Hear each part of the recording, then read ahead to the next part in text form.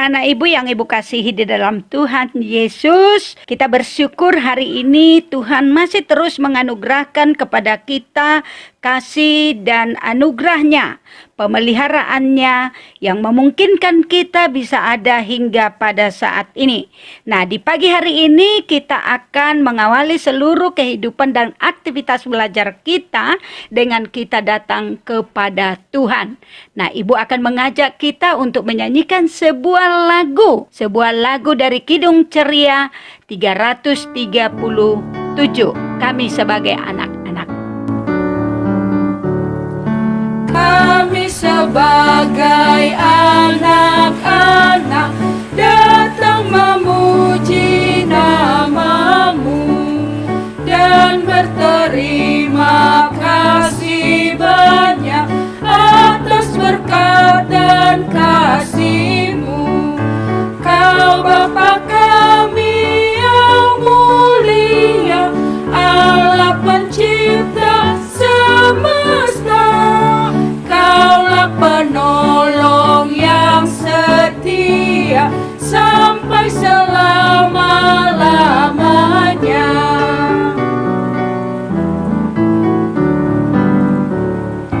Kami telah Engkau sempatkan untuk belajar yang benar. Tolonglah kami menerapkan apa yang sudah didengar. Tuhan berkati pelajaran hingga tercapai maksudnya, yakni menjadi persiapan masa depan di dunia. Mari kita berdoa. Bapa di surga, kami mengucap syukur kepadamu atas kasih dan anugerah-Mu dalam kehidupan kami. Kesempatan yang Tuhan anugerahkan bagi kami dalam kami menjalani hidup dan belajar hari ini, kami terlebih dahulu datang kepada Tuhan. Dan ini juga anugerah-Mu bagi kami, di mana kami boleh datang menghampiri Engkau, Allah kehidupan kami. Tuhan, kiranya Engkau menolong kami dalam ibadah kami pada saat ini. Biarlah pujian dan sembah sujud kami berkenan kepadamu, dan Engkau sendiri mengajari kami lewat kebenaran firman-Mu untuk kami mengerti akan kehidupan yang Tuhan ingin untuk kami hidupi dalam kehidupan kami lewat kebenaran firman-Mu. Terima kasih Bapa, dalam nama Tuhan Yesus kami berdoa. Amin. Hari ini kita akan membaca bagian firman Tuhan dari Mazmur 130 ayat 1 sampai 8. Anak-anak, ibu harap dapat mengikuti pembacaan di tempat masing-masing dan ibu membaca di tempat ibu. Pembacaan kita mulai. Dari jurang yang dalam aku berseru kepadamu ya Tuhan. Tuhan, dengarkanlah suaraku. Biarlah telingamu menaruh perhatian kepada suara permohonanku. Jika Engkau ya Tuhan mengingat-ingat kesalahan-kesalahan, Tuhan, siapakah yang dapat tahan? Tetapi padamu ada pengampunan, supaya Engkau ditakuti orang. Aku menanti-nantikan Tuhan, jiwaku menanti-nanti, dan aku mengharapkan firman-Nya. Jiwaku mengharapkan Tuhan lebih daripada pengawal mengharapkan pagi, lebih daripada pengawal mengharapkan pagi. Berharaplah kepada Tuhan, hai Israel, sebab pada Tuhan ada kasih setia, dan Ia banyak kali mengadakan pembebasan.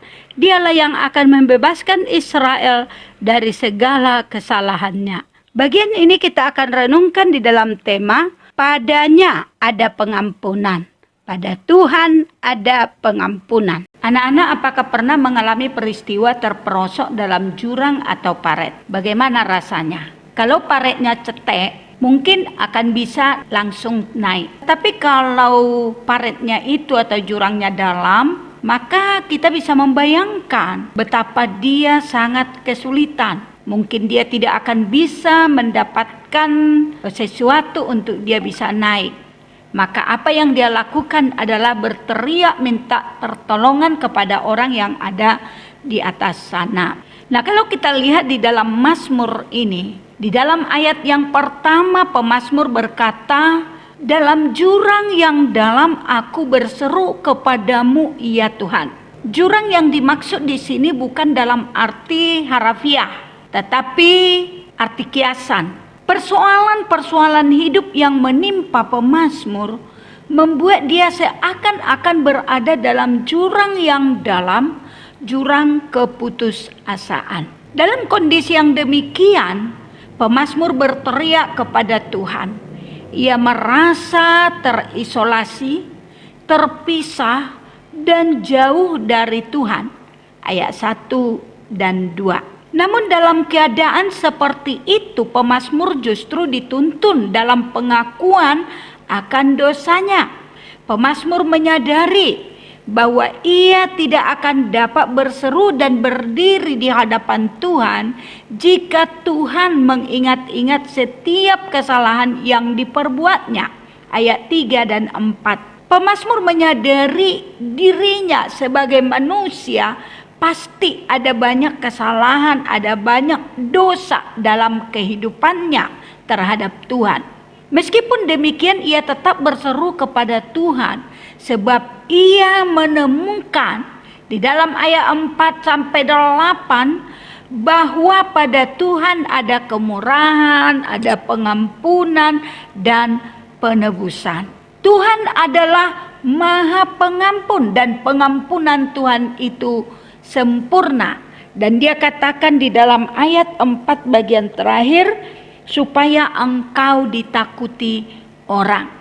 Ketika dikatakan Allah ditakuti bukanlah dalam nuansa negatif. Ketakutan umat terhadap Allah diberikan dalam nuansa kegentaran dan kekaguman. Ketika pemazmur berlutut di hadapan Allah, ia menemukan pengharapan dan kasih setia yang berlimpah. Arah komunikasi umat dengan Allah selalu terbuka. Di dalam doa, pemazmur menyadari bahwa Allah tidak pernah membuang umatnya. Nah anak-anak, seperti pemazmur, keputusasaan dalam kehidupan kita mungkin juga pernah menghampiri kita. Bahkan mungkin juga saat ini menghampiri kita. Kadang-kadang kita merasa jauh dari Tuhan. Pada saat seperti itu, seberapa berani kita menghampiri Allah dalam doa? Apakah kita berdoa dengan kegentaran dan rasa kagum karena pengampunan yang Allah sediakan bagi umat pilihannya? Adakah kesadaran akan kemurahan, pengampunan dan penebusan yang telah Ia berikan kepada kita melalui Yesus? Kita harus menyadari bahwa Allah tidak pernah menolak kita ketika kita datang kepadanya. Dia tidak mengingat-ingat akan kesalahan kita yang telah kita perbuat. Nah, hal itu juga dapat kita lihat di dalam Mazmur 103.